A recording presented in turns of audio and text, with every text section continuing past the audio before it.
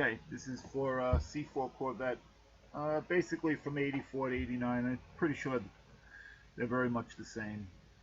Okay, if you put your heat on and it blows out all the vents, yeah, it blows throughout all the vents.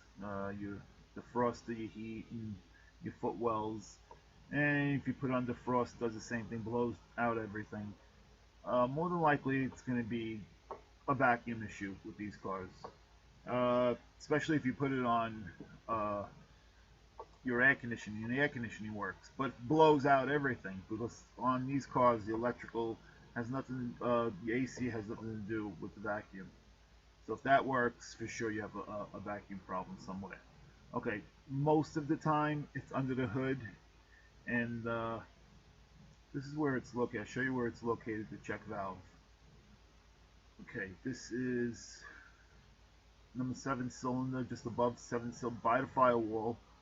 You can see this is like an 85. You see the runners. And this is 85, 86, 87. This check valve has a line that goes to your cruise control and goes through your firewall into your controller for your HVAC. Okay, and then it goes to your manifold vacuum.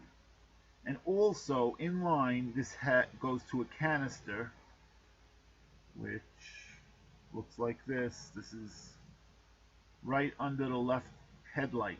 That's what the canister looks like. You could test that very easily. You take the hose off. Maybe a little bit difficult.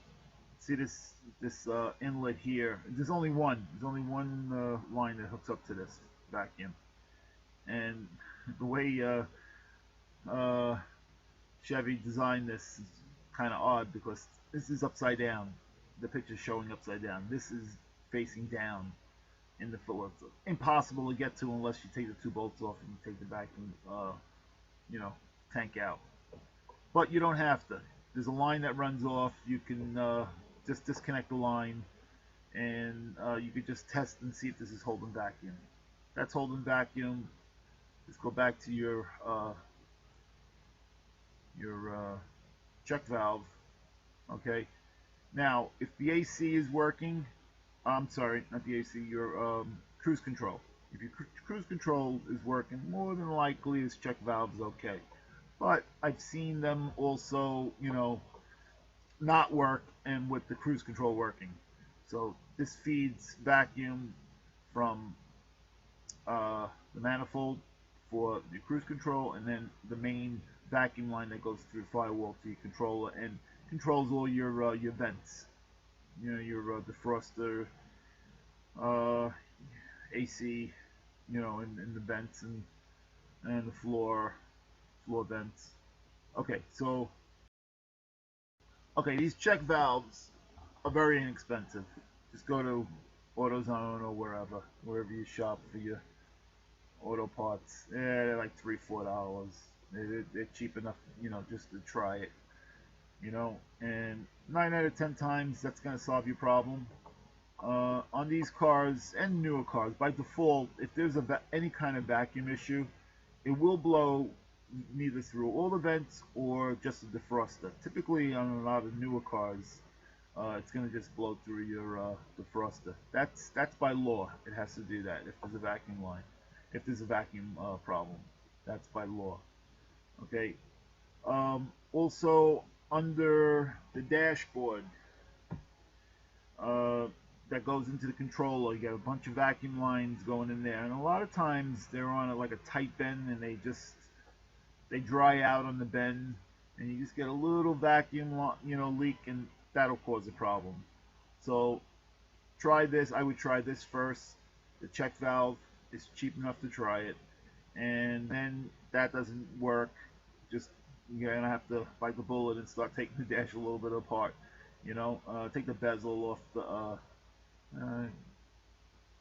My best picture is just start taking the bezel off, and then there's another bezel here, and you just pull out the controller, and then you can see if you might get lucky and you just might see some bad vacuum line or something. And you don't have to change the whole vacuum line.